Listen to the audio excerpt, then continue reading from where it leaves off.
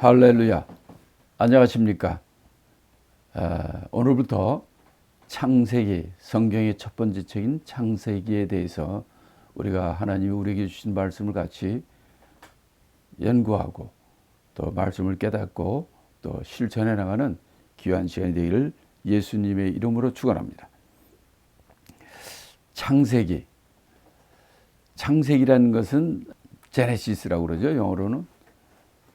그럼 이 말씀은 어디서부터 왔나 하면 히브리어죠. 구약 성경은 히브리어로 되어 있는데 베레시트, in the beginning, 또 바라, 창조하다.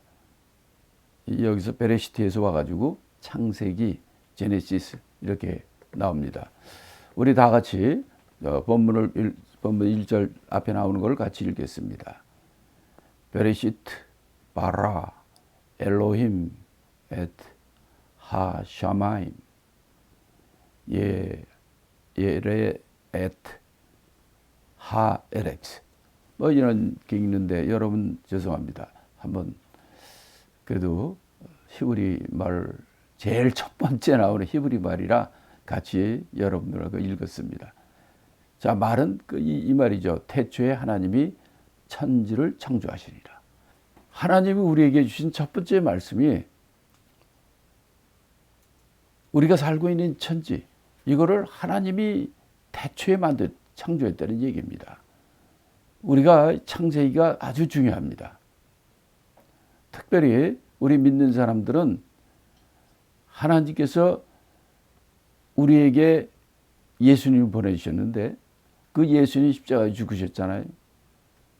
그런 예수님을 믿을 때 우리에게 영생이 있고 구원받고 하늘나라에 데려가신다고 그랬는데 이 창세기가 왜 중요하냐면 이 세상의 불신자들과 특별히 진화론자라든지 이런 사람들은 성경이 신화라고 얘기합니다. 뭐 900몇 살까지 살았다는 동 성경이 아니 지구는 별 몇 년도 안 됐는데 아니 몇십억 년이 됐는데 그거 나오는데 왜 성경은 왜 6천년밖에 안 된다고 나오느냐. 뭐 별의별 말들이 다 많습니다. 그래서 그들은 성경, 그중에 특별히 창세기를 신화로 돌립니다. 창세기 중에서도 특별히 1장부터 11장까지 천지 창조를 비롯해서 나타나는 11장까지 이 중요한 사건을 그를 신화로 돌립니다.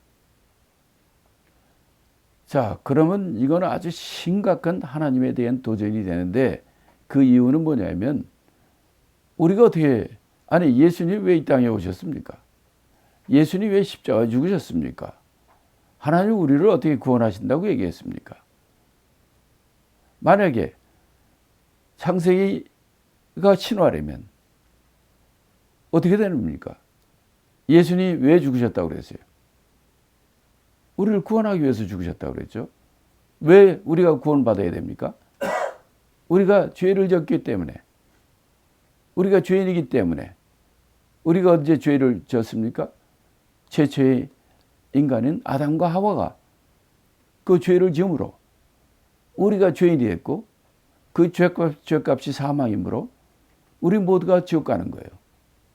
그래서 예수님께서 이 땅에 오셔서 십자가 피 흘려 돌아가시고 그 피로 우리 죄를 사시고 그를 믿는 모든 자가 구원받고 영생 얻고 천국 가고, 이게 하나님의 말씀인데, 그러니까 창세기가 신화가 되면 어떤 얘기가 되냐면 예수님이 신화를 위해서 죽고 예수님이 모든 사건들이 성경 전체가 부정이 되는 겁니다. 그래서 창세기가 굉장히 중요하죠.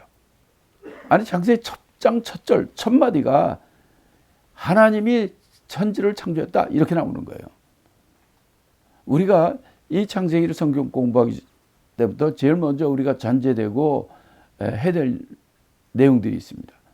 그건 뭐냐면 성경 말씀, 하나님의 말씀, 이건 진리의 말씀이라는 사실입니다.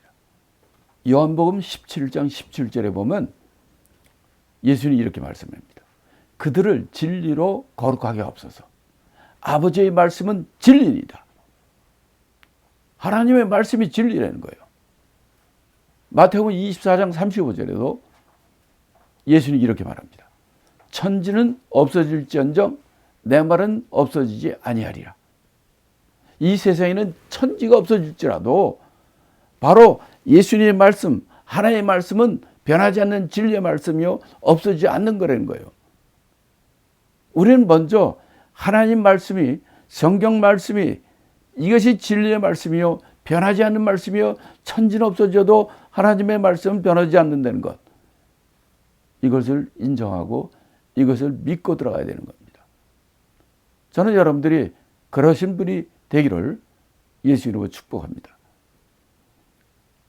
자, 그러면 우리가 이제 성경은 구약 성경과 신약 성경으로 되어 있는데 이 성경을 통해서는 구체적으로 뭐를 얘기하는 것인가 아는 게 중요합니다. 그렇죠? 구약 성경이 있고 신약 성경이 있어요.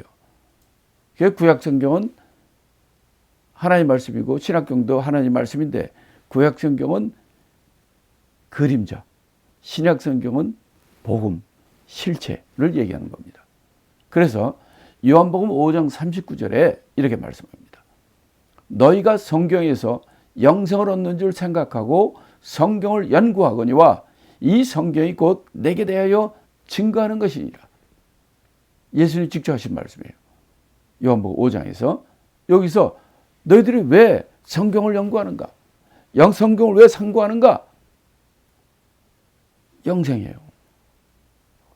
거기서 우리가 지식을 얻으려는 것도 아니고 그것을 통해서 우리가 돈 잘 벌고 복 받으려는, 세상적으로 복 받으려는 것이 아니라 여러분이 성경을 볼 때는 성경에서 영생을 얻는 거예요. 왜?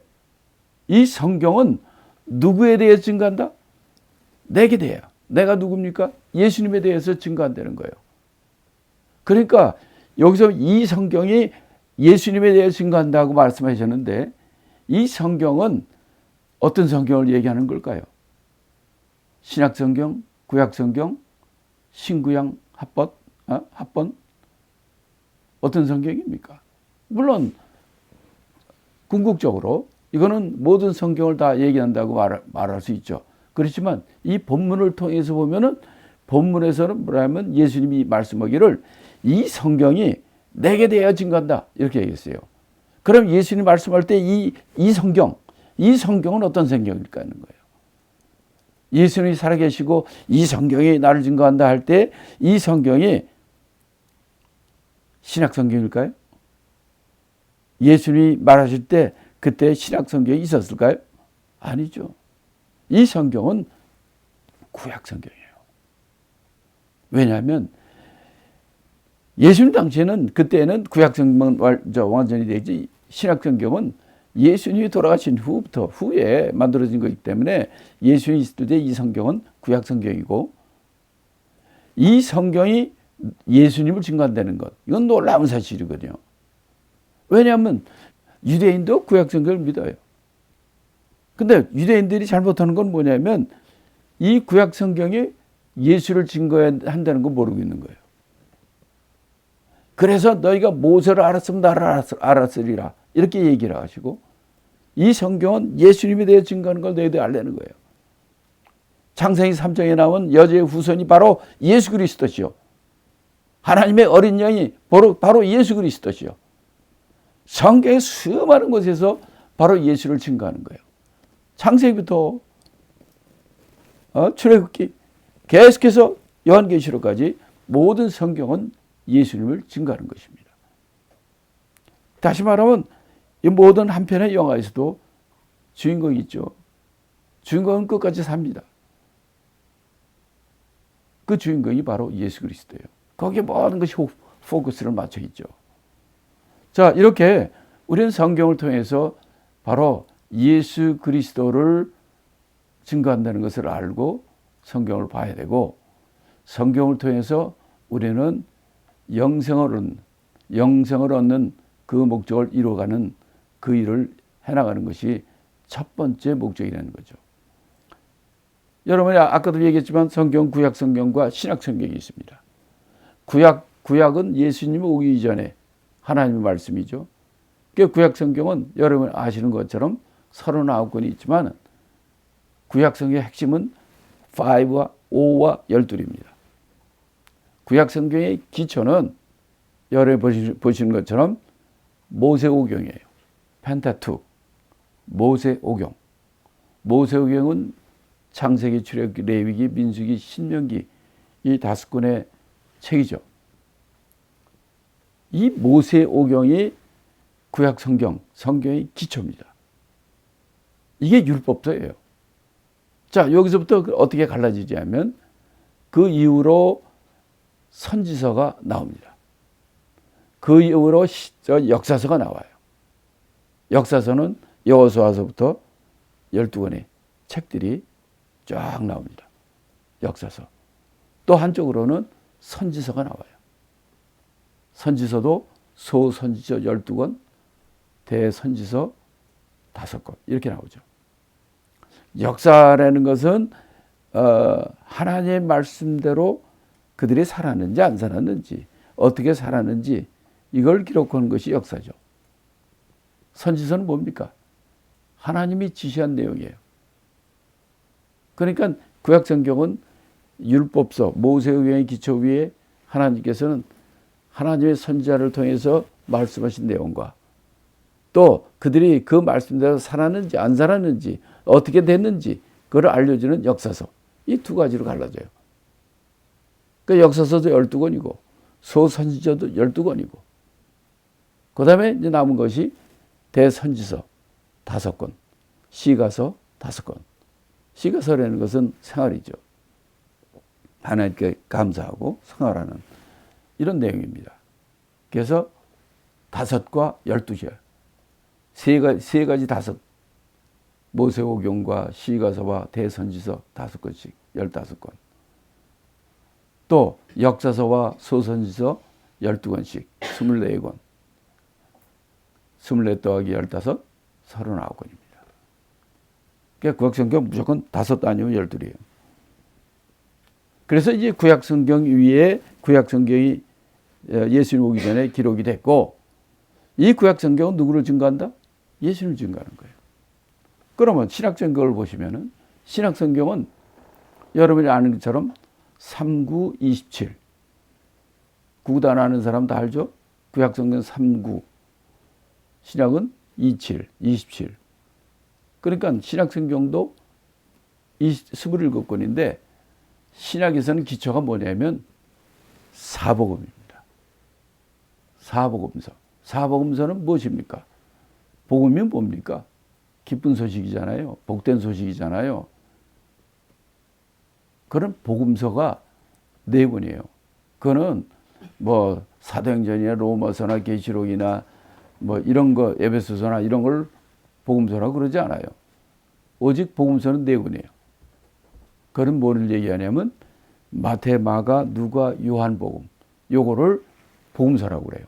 왜 요 4권만 복음서라 하는가? 예수님 복음이기 때문에 그래요. 그래서 복음서는 특징이 뭐냐? 예수님의 탄생과 예수님의 공생애, 예수님의 십자가의 죽음, 예수님의 부활, 승천까지. 예수님의 생애를 기록한 것이 복음서예요. 왜? 예수님 복음이기 때문에. 그러고 그 바로 예수의 사복음 위에 바로 사도행전이 나오죠. 역사서의 사도행전은. 그 이어서 나오는 게 바울 서신과 일반 서신입니다. 사도 요한이나 베드로나 야고보나 이 쓴 서신서들이 있죠. 이렇게 신학에서는 이 사복음의 기초고 사복음과 사도행전이 기초고 그 다음에 양쪽으로는 바울 서신, 일반 서신 이렇게 나가게 되는 겁니다. 그 다음에 마지막 우리에게 주신 하나님 말씀이 요한계시록이 되는 거죠. 첫 번째 책이 사도행전, 창세기, 마지막 책이 요한계시록입니다. 우리가 여기서는 아직 요한계시록 이걸로 강의를 아직 시작 안 했는데 이거는 이제 어느 정도 시간이 지난 다음에 해야 될 걸로 저는 생각합니다.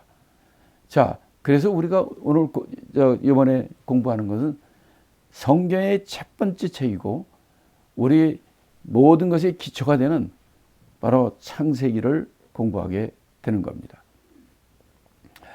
앞에 이제 그림을 여러 개 보여드렸지만은 성경은 한마디로 이 구약 성경이라는 기초, 그림자가 있고 그 후에 실제로 집이 쓴 거죠.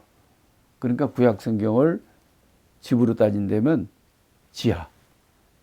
지하층이고 신약 성경은 실제로 실체이기 때문에 1층 집을 얘기한다. 이렇게 우리가 볼 수 있고 그 양옆의 기둥들은 구약 지하실의 것은 양옆의 기둥들은 하나는 역사서고 하나는 선지서입니다.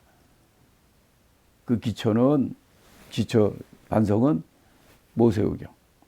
1층에서도 반석은 사복음서.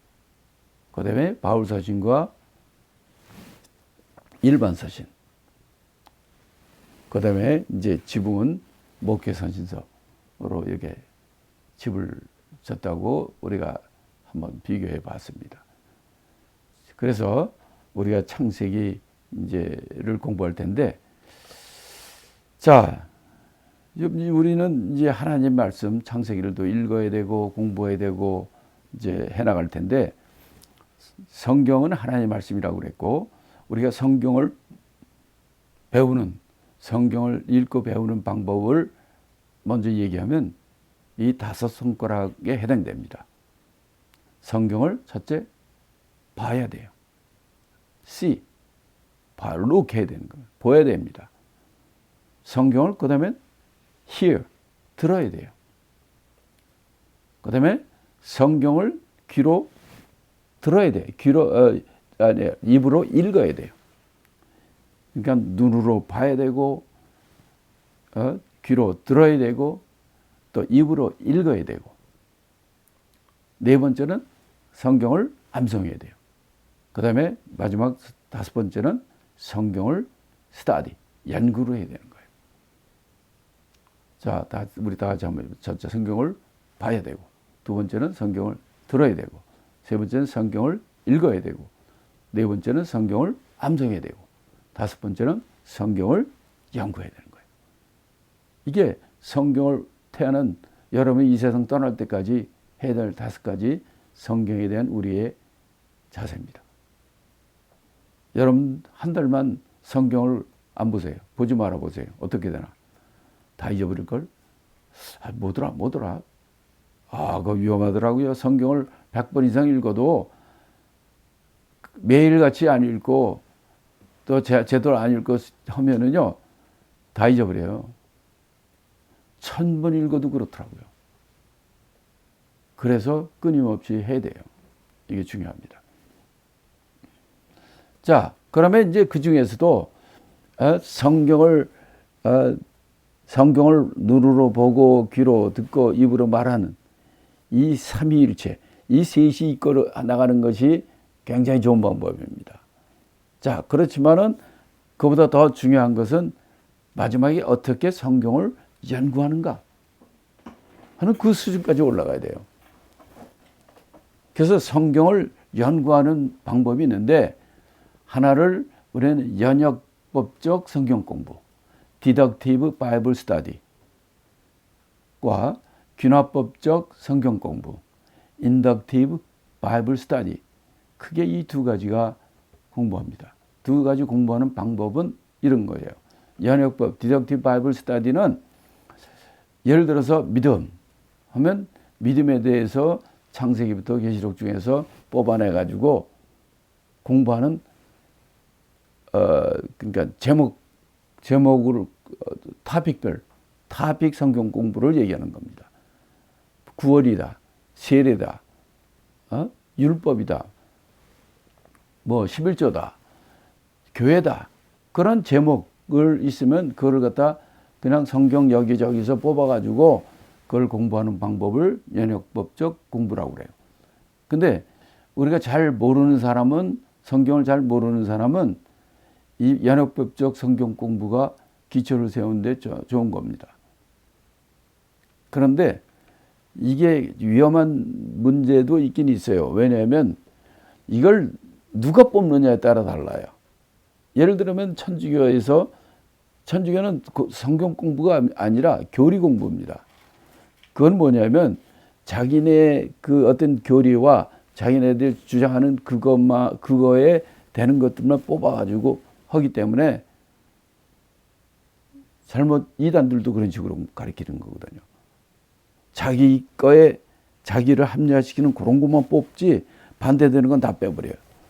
그렇게 공부하기 때문에 이 연역법적 공부는 바른 공부면은 이게 기초를 세우는 데 좋지만은 실질적으로 하나님 우리에게 성경을 주신 목적은 창세기에서 한 절, 계시록에서 한 절, 보험서에서 한 절, 지네들 위한 이해로운 거, 이로운 거 그런 거 뽑아가지고 공부를 하라고 준 게 아니거든요. 성경은 하나님이 우리에게 정말 애틋한 마음으로 우리에게 간구하고 우리에게 요구하고 우리에게 바라는 그런 사랑의 편지거든요. 하나님께서는 우리에게 66권의 사랑의 편지를 보낸 거예요. 그러려면 가장 중요한 것은 사랑의 편지를 받으면 그 편지를 한 번에 다 읽고 그 전체를 통해서 우리에게 주시는 그 뜻이 있단 말이에요. 그걸 아는 거지. 뭐 헌금에 대해서, 뭐 충성에 대해서, 뭐 장로에 대해서 이거 하려고 준 게 아니거든. 그러니까 제일 중요한 거는 이 창세기면 창세기, 마태복음 마태복음, 로마서면 로마서, 계시록은 계시록을 통해서 우리를 사랑하는 하나님이 보내주신 그 뜻이 있단 말이에요. 그 뜻을 찾는 게 중요해요. 여러분들도 연애편지 받아보잖아요. 연애편지 받아볼 때 여름에도 더운 여름에도 연애편지 오고 사랑하는 사람한테 편지가 오고 겨울에도 편지 오고 가을에도 편지 오잖아요. 그 사랑의 편지는 다 똑같지만 그때 보낸 편지는 목적이 달라요. 다른 여름에는 더운데 배탈 나지 않게 목에 뜯기지 않고 잘해라 는 사랑의 편지지만 겨울에는 추운 데 가서 동상 걸리고 또 추운 데 감기 걸리고 그건 조심해라. 아니 가을이면 가을에 말이야 단풍 낙엽도 구경하고 집안에서만 그러지 말고 사랑에 대한 내용이지만 전체적으로 그때 보낸 편지에는 거기에 편지에 우리에게 보낸 목적이 있단 말이야. 하나님의. 이런 공부를 어떻게 했느냐. 그거는 연역법적 성경 공부가 되는 것이 아니라 균화법적 성경 공부입니다. 인덕티브 바이블 스터디예요. 그래서 창세기면 창세기, 마태복음 마태복음, 로마서면 로마서, 계시록은 계시록을 통해서 이 전체로서 우리에게 주시는 뜻이 무엇이고 각 단락별로 우리에게 주시고자 하는 하나님의 뜻이 무엇인지 그걸 발견하는 공부가 균화법적 성경 공부예요. 아셨죠? 자, 그럼 우리가 여기서 어떤 공부를 하는 것인가? 창세기를 공부하잖아요. 창세기를 공부하는 것은 연역법적 성경 공부입니까? 균화법적 성경 공부를 해야 됩니까? 연역법적이죠. 우리는 창세기 전체를 통해서 하나님은 우리에게 무슨 말씀을 하시는가? 그걸 잘 발견해야 되는 거죠. 그래서 이건 균화법적 성경 공부로 하게 되는 겁니다. 그럼 균화법적 성경 공부를 하려면 우리가 어떻게 해야 되는가 하는 거예요. 균화법적 성경 공부는 3스텝으로 되어 있어요. 3단계로 되어 있어요. 첫째, 관찰입니다. observation. 두 번째 단계는 해석을 해야 돼요. interpretation. 세 번째는 적용, 응용. 나에게 적용해야 되고 나에게 응용해야 되는 application이 있는 거죠. 이 세 단계로 하나님의 말씀을 공부하는 겁니다. 제가 이제 중국 선교를 오래 했으니까 중국에 가서 하다 보면요. 이 사람들은 관찰도 없어요. 그냥 성경 무조건 읽고 그냥 해석해요. 그러니까 엉터리 해석이 많이 나오죠. 그런데 이 특별히 균합적 성경 공부를 하려면 제일 80% 이상 중요한 게 observation이에요. 관찰입니다.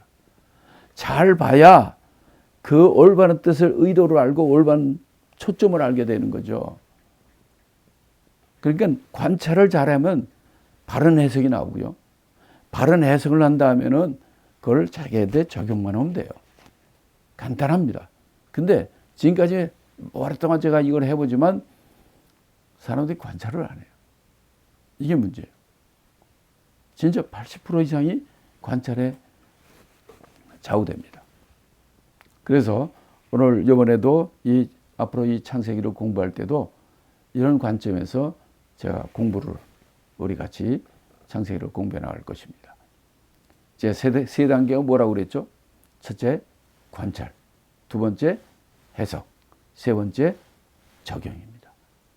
자, 우리가 이 창세기는 과거에 지금으로부터 6,000년 전, 아니 창세 때 되어진 일, 그때 몇천 년 전에 그 옛날에 이루어졌던 그거를 몇천 년이 지난 후 완전히 환경과 세대가 달라지고 세계가 달라진 지금 현재 시점에서 우리가 그것을 바르게 보고 그것을 이해하고 적용해야 되는 거죠. 몇천 년 전에 일을 갖다 지금 이해가 됩니까? 특히 이제 우리가 이제 계시록 공부할 때 그런 얘기들 많이 하는데, 아니 계시록은 2000년 전에 기록을 됐고 사도 요한이 반모섬에서, 근데 그 내용은 어떤 내용입니까? 말세에 이루어질 내용이잖아요. 그러니까 2000년 전에 사도 요한이 반모섬 환상을 보고 기록을 했는데 마지막 때 종말 때 이루어질 예를 들어 전쟁을 봤단 말이에요. 그러면 2000년 전에 사도 요한이 마지막 때 일어날 전쟁들 이렇게 보는데 막 탱크가 다 지나가고 비행기가 날아가고 여기저기서 미사일 터지고, 그러면 그거 어떻게 표현할까? 그런 문제들이 있는 거예요. 우리가 이 몇천 년 창세전에 이런 일을 우리가 지금 완전히 다른 환경과 그런 배경 가운데서 지금의 그걸 이해를 하려면은 이런 갭, 제너레이션 갭이 안에서 이거를 잘 우리가 아답트해야 되거든요. 이런 일이 이 성경 공부에 우리가 잘 또 적용해야 되고, 그러기 위해서 여러 가지 이제 많은 보조 자료가 필요하죠. 그러니까 우리가 이 창세기를 통해서 태초에 하나님께서 이 세상을 창조하시고 되어진 일들을 우리에게 보여주는 거예요.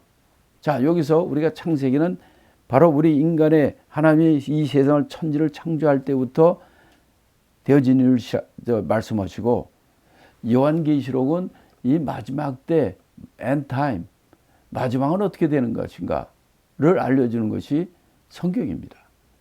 첫 번째 성경 창세기론을 통해서는 인간의 창조와 이 세상을 창조하고 천지를 창조하고 되어진 일들, 마지막 계시록에서는 마지막 때 이 세상은 어떻게 되고 우리는 어떻게 될 것인가 하는 것들이죠.